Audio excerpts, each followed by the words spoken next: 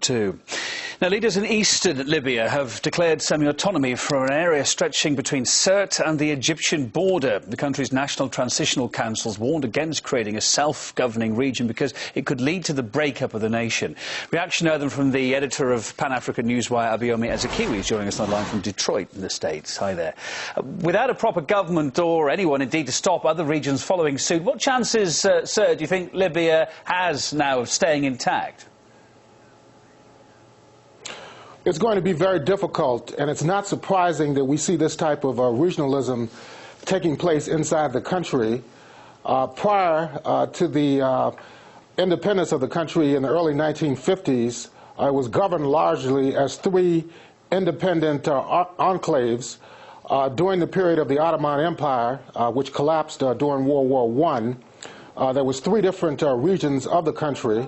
When the Italians came in and took over, they more or less forged some semblance of unity inside the country. They were in power between around 1911 all the way up until 1951. After the revolution in 1969, the Jamaharia under Colonel Muammar Gaddafi attempted to forge national unity inside the country. During the war last year, that was largely led by opposition forces that were supported by the United States, Britain, Italy, France, and the other NATO countries. There was no real political program that would unite all the various opposition organizations.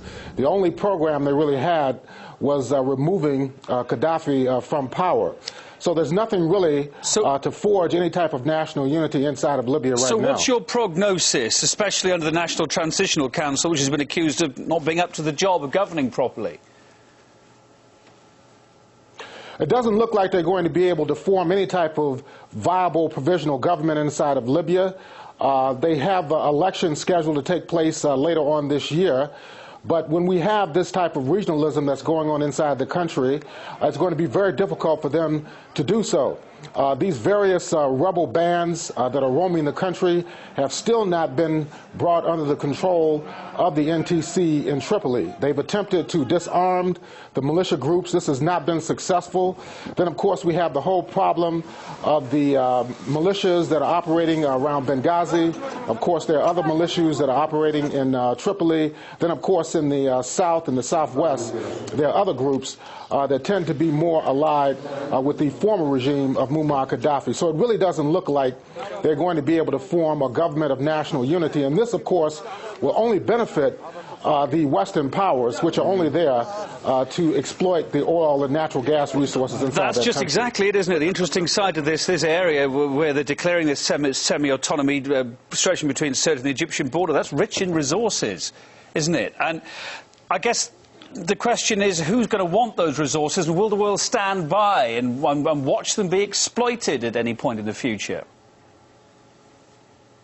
Well, there's a lot of discontent that's going on right now inside of Libya. There's an attempt to reform pro-Gaddafi forces. There are at least two different coalitions that are attempting to do that. Then, of course, we have the other organizations that are there that are very pro-Western and want to, in fact, move closer to the United States and to the NATO countries. Then, of course, we have the Islamist forces that are there who want to move more towards an Islamic form of government and an Islamic legal system. So right now, there's really not a lot going on in terms of a real program to build some type of unified system inside of Libya itself, which is a tragedy because Libya has the largest known oil reserves on the African continent. During the beginning of the war last year, they had some $160 billion in foreign reserves. They owed virtually no money to the IMF and the World Bank. The country was awash with wealth as well as natural resources. So the war actually has done more to destabilize Libya and actually create more uncertainty throughout the entire region of North Africa. Abayomi, just briefly, because we're kind of running out of time a bit, but it's 12 months on now since the civil war in Libya started, so therefore a good time to look back, I guess. And while it's largely peaceful now, it's far from stable. Atrocities against Gaddafi supporters and armed rebels still happen. Whose fault do you think is it for Libya ending up like this?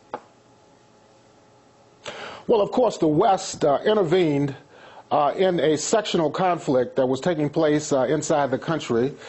They had, in fact, armed opposition groups for decades, just waiting for the opportunity to come in and engineer this type of regime change that took place. So I would definitely place the culpability for this type of chaos that's going on inside the country with the U.S. and with the NATO forces, because they were only concerned about the toppling of the Gaddafi regime in order to get in and further exploit the oil and natural gas resources inside of North Africa. All right, thanks for being on the programme. Abayomi Azikiwe, the editor of Pan-African Newswire, joining us from Detroit. Thank you.